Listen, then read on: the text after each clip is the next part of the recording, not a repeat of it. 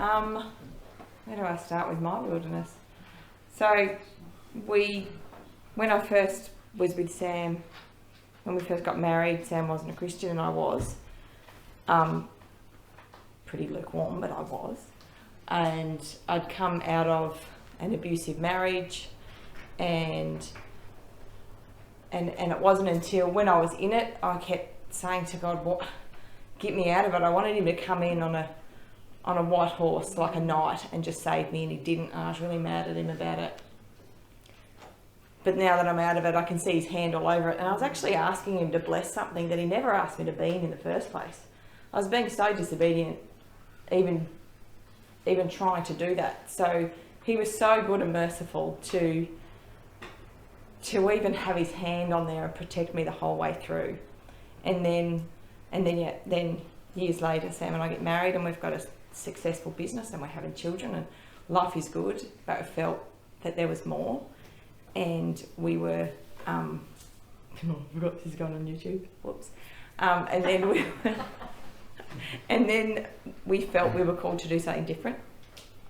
And I was asking God, what do you want us to do? What do you want us to do? And everything just fell into place, and we ended up on Flinders Island. We sold everything, sold a successful business, sold our house, did the lot, ended up on Flinders Island, and we just thought everything was just happening for us, and it was falling into place, and everything seemed really smooth, and everything seemed really easy. And I thought, this is what God wants. This is where he wants us, and this is going to be easier. And I went to church in Launceston, at Beauty Point, and that was good. Like, I had good experiences. Then I went to a couple of churches in Launceston backtracking before we moved, and didn't really feel anything in them. Didn't feel fantastic about it.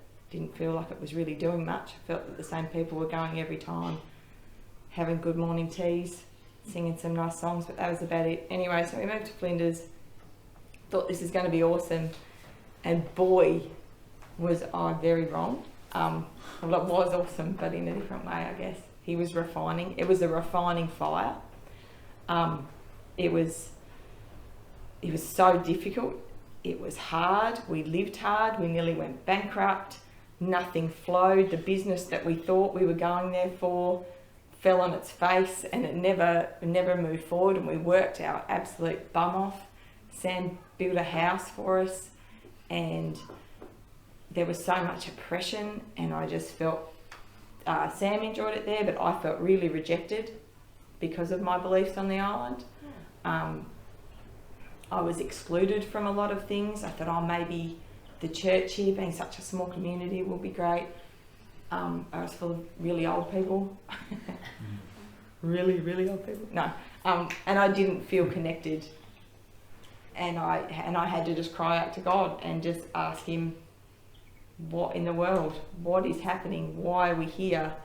But it made me have to not follow. It made me have to search for myself. It made me have to find my own faith walk instead of relying on a church to deliver it to me. Yeah. I had to find it.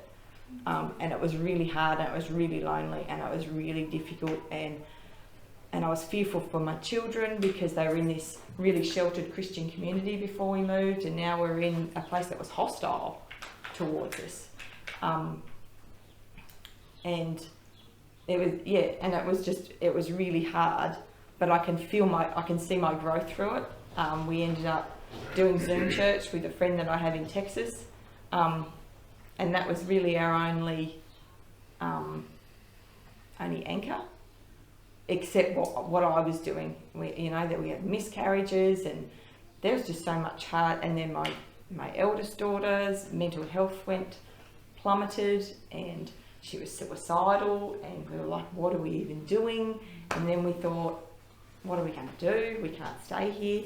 But there was lots of good things there as well, and it allowed us to just be us and have freedom to try and find the way, that the path that God wanted me on and wanted us on as a family. But it was really, really tough, even though there was good things in it.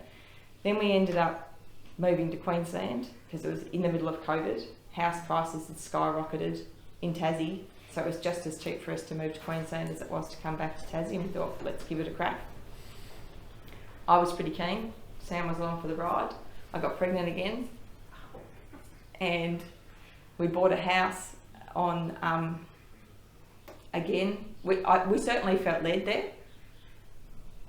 There was a church on the corner, there was a Christian school around the corner. We bought a house because it was COVID, we couldn't get there and see it, and it was a total dump. It was terrible. We walked in the door the first day, we were all excited to be there, woo! And just the stench smashed you in the face. It was like dog pee and mould, and it was terrible. And in the time we were there, I had a baby. 2 days later, I nearly died. I was in ICU, I was in hospital for a month. Our house flooded, everyone got COVID, mum and dad were there. It was just everything that could have gone wrong went wrong. But God was really faithful in it, so faithful when we were there. And even Sam was like, what are we doing? Why are we even here? And he said, it's so that you live.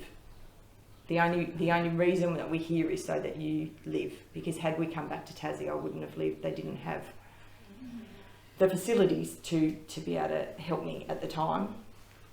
And then we went to the church around the corner, which was trying to be Hillsong, but like the Timu version of Hillsong. And it was hard work, and I thought, surely this is, like I've been to quite formal churches before, this is the place I'm meant to be, this is going to be awesome. And it was not awesome.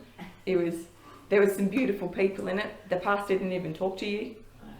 And the music was so loud that they gave out earplugs at the door. It was like a rock concert, but like weird. It was so bad. It was the beautiful people. If you're watching, you're great people. But it was bad. And anyway, all that to say, it was tough. In that time, my daughter I do firmly believe, we believe that I was there we went there so that I could live. But then God works in it all though, doesn't he? My eldest daughter had the worst possible time while we were there, had horrific bullying and everything, but it made her firm in her faith. It brought her to her knees, it brought her to God. She's solid. They're all solid now, and I think it's because of the wilderness that we all had to endure. It wasn't soft and fluffy.